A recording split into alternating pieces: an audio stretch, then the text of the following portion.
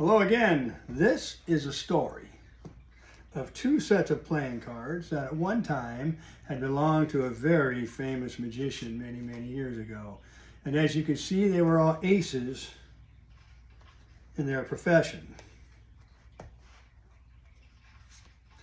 And one time they got together and they thought, you know, we don't need that magician any longer. We know his whole act, especially his card tricks.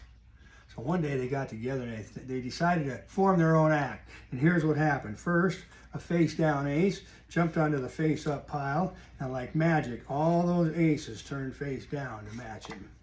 Then, a face-up ace jumped onto the face-down pile, and just like magic, all those aces turned face up to match him. Now, they thought it was a pretty good trick. In fact, they even gave it a name. They called it the sympathetic card trick.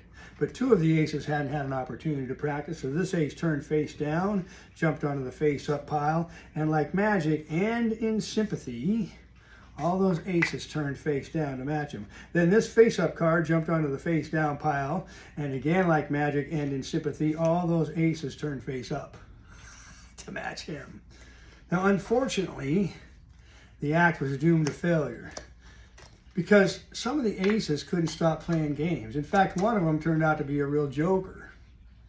And he began to lead all the other aces astray. But one of them turned his back on his brothers. But eventually, he too was turned into a joker. Now, the aces tried to redeem their brothers and turn them back into straight aces. But like I said, the act was doomed to failure, because this was just a group of jokers. And all the rest, well, these came from very different backgrounds, as you can see. And that's the story of the sympathetic aces. I hope you liked it, because I love it. Bye now.